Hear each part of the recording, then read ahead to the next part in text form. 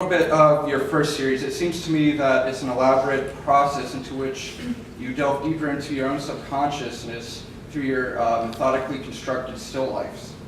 The original image can be related to the brainstem, simple primitive need to fulfill a visual balance of symmetry, form, etc. But when you throw on the macro lens and delve deeper into your own constructed image, you seem to bring about a certain new kind of awareness. And I was just curious as to what drives you to focus on these smaller instances of your image. And this is actually a two-part question. And by two-part, I mean the second part's an opinion. And I just want to say that you rock. And your thoughts. Wow. Is this on? No. Okay. In terms of the delving into, can you hear me? Yeah. Okay. Yeah. In terms of the going in, the whole zooming in and investigating my own work. I mean, that's what I don't know. It was born out of a aesthetic process. I was like, I honestly, I really like this zoom of some construction I made a lot more than the effort and the time I spent in making the original image. And the more I thought about it, I came to the conclusion that it was not just some arbitrary mode of working, that the act of investigating not only something that you made, but something that is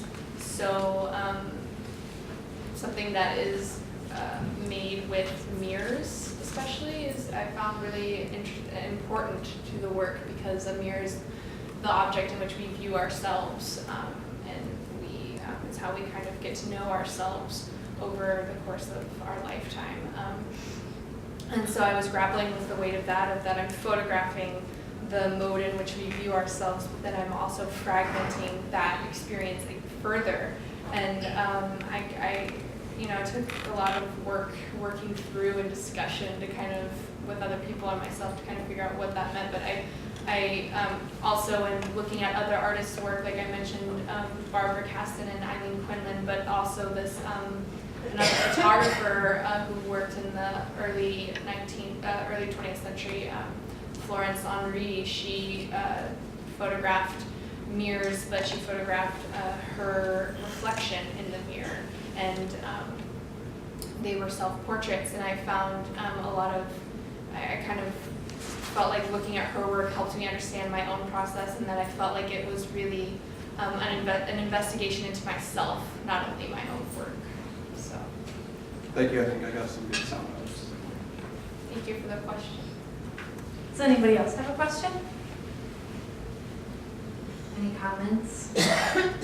Observations?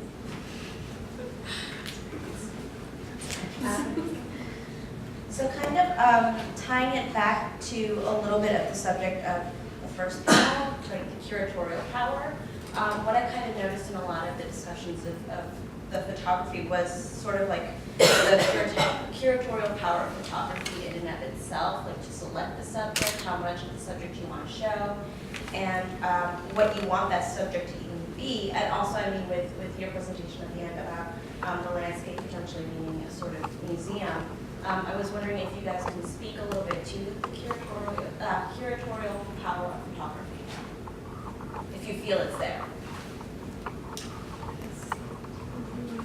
I think it's a really fascinating question. I don't want to speak in some authority. I think there's like a meta curatorial nature to photography, just in the sense that just by looking, the fact that there's a frame there, instantly you are curating an eye, you're curating a response, you're curating a subject matter. So it's something that's, I think, really embedded within the format.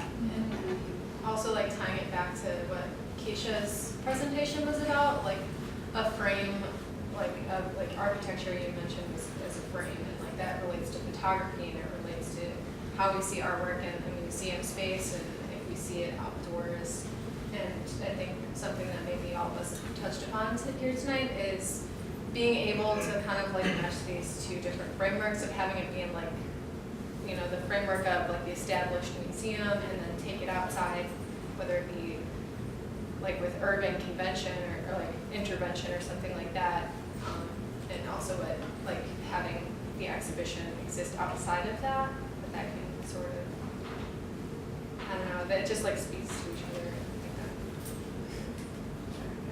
I also think something you touched on a lot about the subjectivity and objectivity. I mean, that's a huge issue in photography, and I think, you know, going through school and studying something that, you know, people tend to have very strong opinions, especially in this environment at this school, about, you know, the truth or the more, the truth of photography, or is there a truth of photography? And I mean, I don't know, I think I'm not trying to answer any of these questions right now and here, and we could all have a very interesting discussion.